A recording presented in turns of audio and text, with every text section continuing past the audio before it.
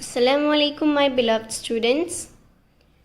In last video we have started the new chapter, and in that I explained you about the expression, and I told you that we will study all mathematical operations that on these expressions. So today we'll see this first one, that is addition, how to add the different expressions. Now listen, there are two methods. You can go with any method, but according to me this will be quite easier for you. Okay, so you will do this one, but if you are feeling convenient in the another one, then you can continue with that, but the answer should be same. Okay, now let's begin with this one. Here I will explain you these three sums, then after I'll give you some more sums for practice. See dear students, if you will do practice, then will get clear to you. Okay, so based on this only I have given you some sums for practice. I hope you all will do this. So let's begin with this. We'll go step by step. So here is the first step. What is the first step? You will read the question, and the question is add the following, right? Means addition, you have to add them. So here you can observe they have given you three different expressions. This is the first one, then comma, means this is the second one, and then third one. You have to add all these three expressions.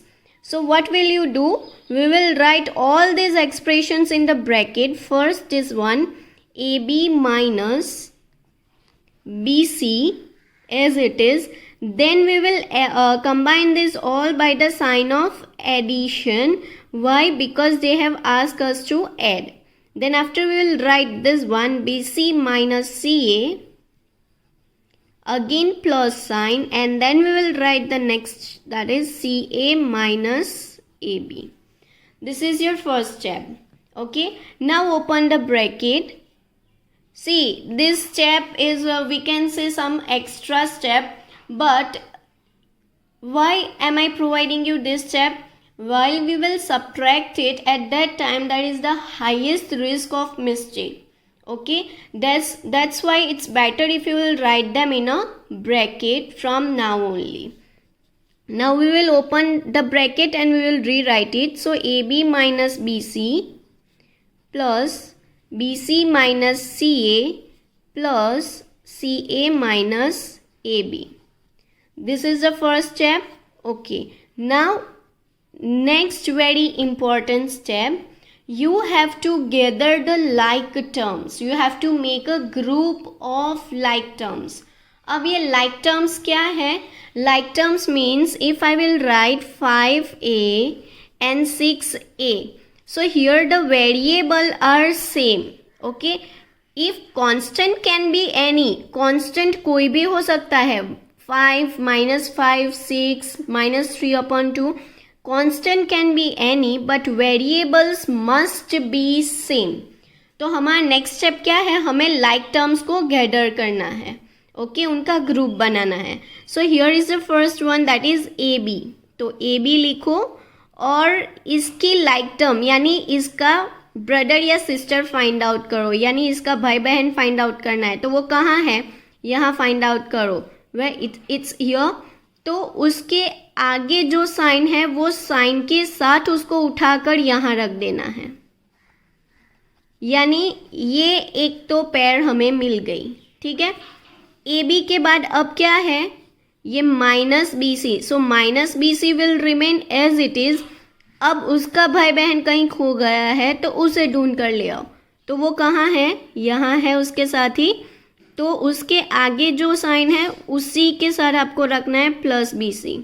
So this is the next one. Sign आपको change नहीं करनी है, जो भी term है उसके आगे जो साइन है वही लेनी है.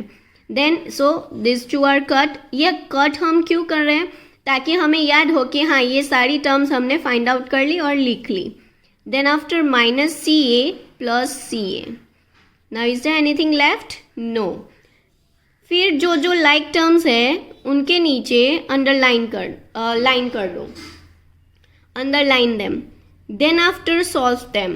एक्सप्रेशंस में हमेशा एक चीज़ याद रखना, जब ऐड या सब्ट्रैक्ट करो, suppose if I will give you 5a minus 6b, तो आप इसे 5 माइनस 6 माइनस 1a या b नहीं लिख सकते, दिस इज रॉन्ग। जब लाइक टर्म्स हो तभी आप उसे ऐड या सब्ट्रैक्ट कर सकते हो।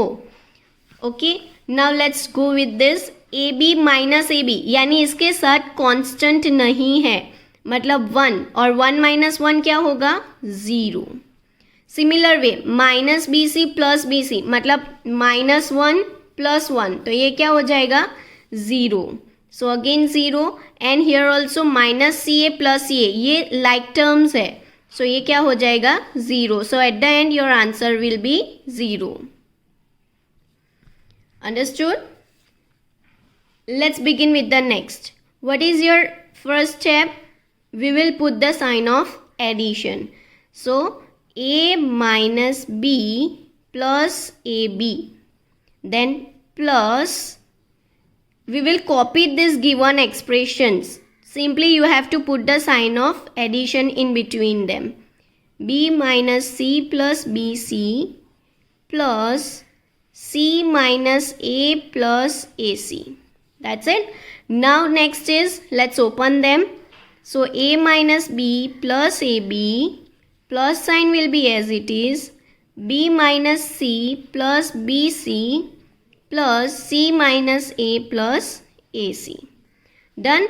Now we will find out their friends. We will find out their sisters and brothers, right?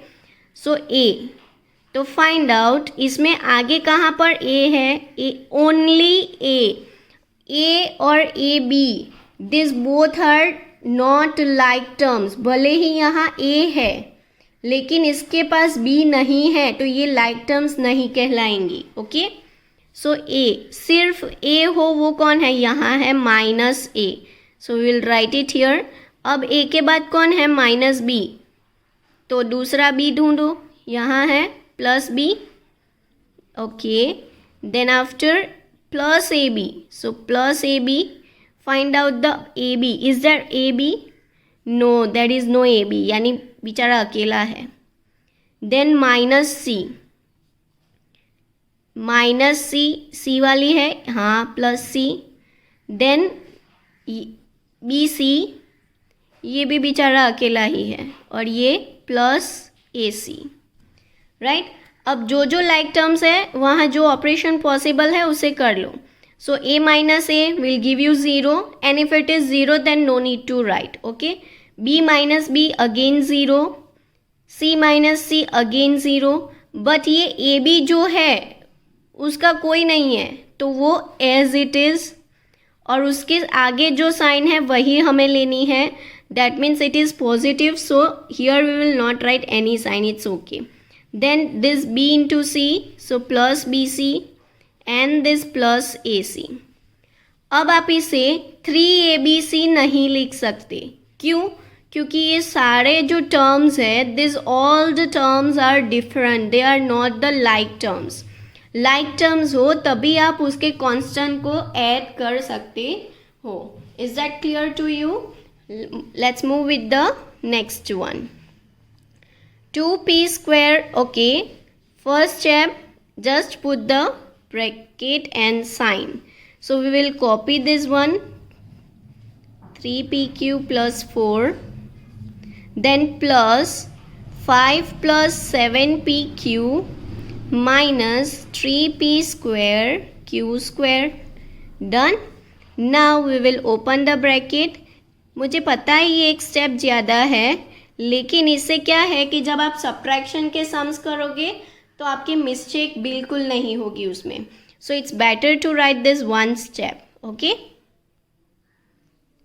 3pq plus 4, then this plus sign as it is, and we will copy the remaining with the sign.